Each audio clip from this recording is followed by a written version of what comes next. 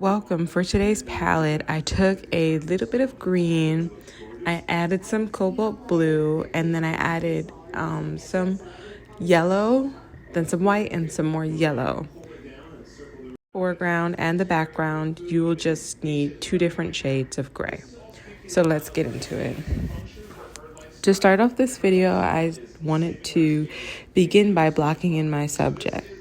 So I mixed in a little bit of gray with some mineral spirits. For today, I used Sansador.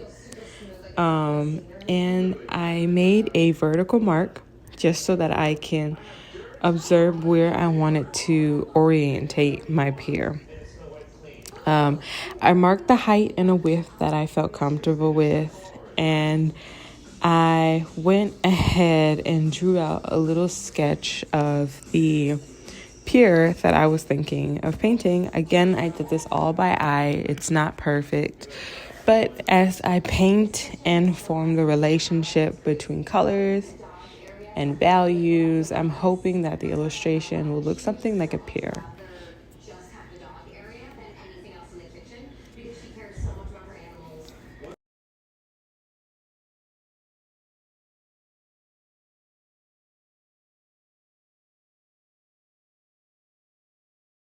I'm going to include a squiggly line in the middle. Today, this is going to stand for my terminator.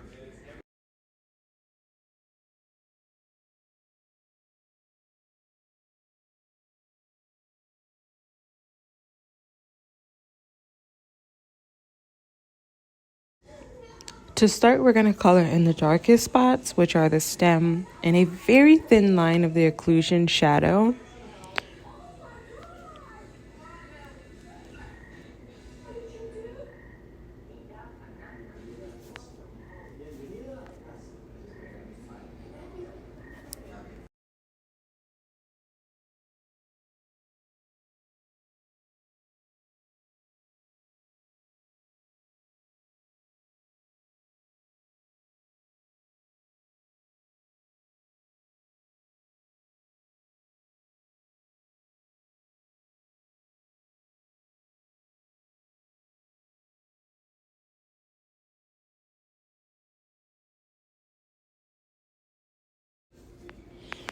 So then I'm going to go in, I'm going to color in a bit of the core shadow next to the terminator, and I am going to use the darkest green that is on my palette.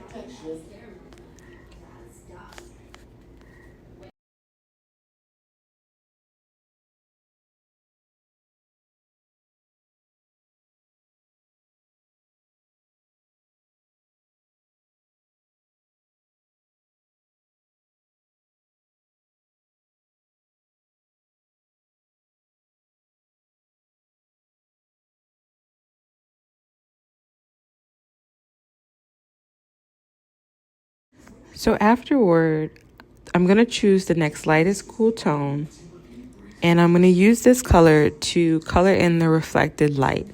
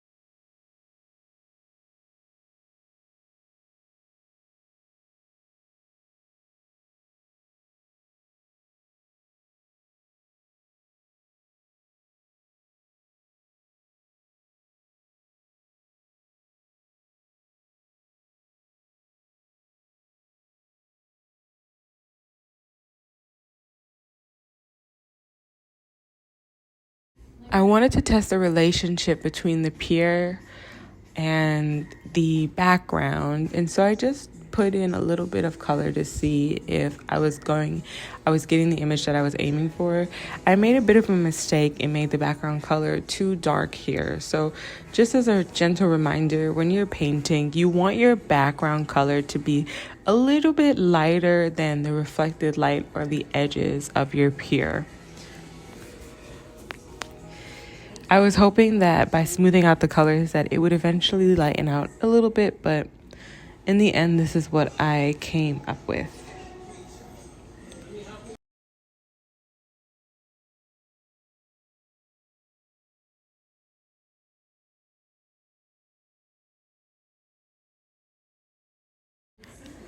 So go ahead, use the next lightest cool tone that's on your palette, and you're gonna go around and block in that reflective light.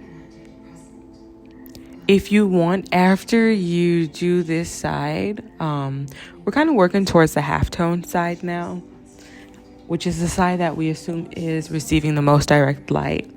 After you start to work on this side, it would be a good idea to add a background color to test to see if your illusion is coming together. Again, the Pear should be darker in terms of value than the background at this point.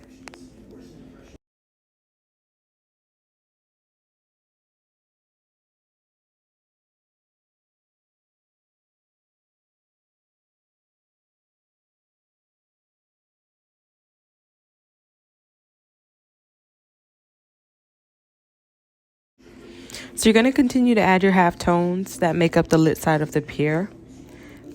Your brush strokes can overlap the core shadow just a little, and in doing that, you're really softening the edge of the Terminator.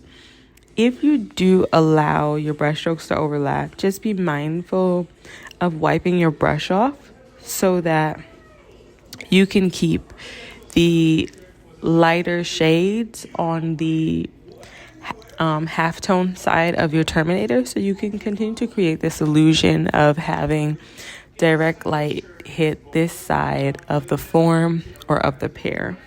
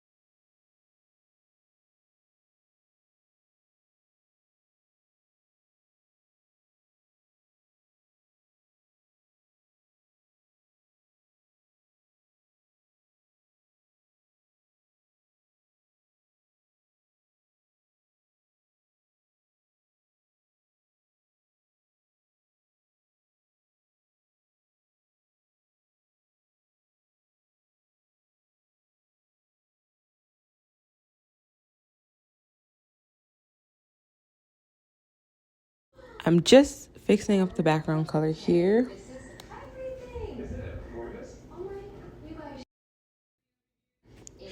So now it's time for me to go ahead and focus on that cast shadow. Once you focus on the cast shadow, you want it to be a little darker near the object.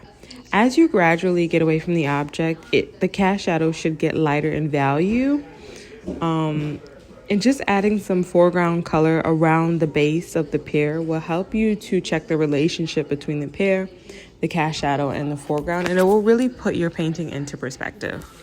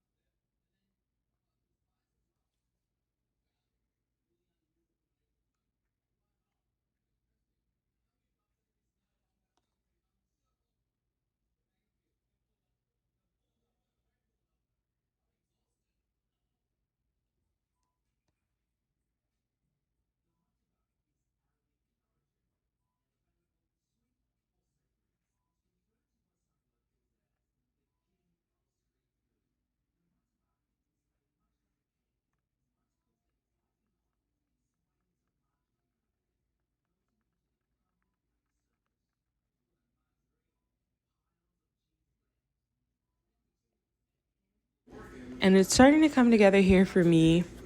I hope it came together well for you. I know my colors were a little off, but you can edit your palette as you please. It is your painting. Do what makes you happy. So I hope this video helps and you enjoy.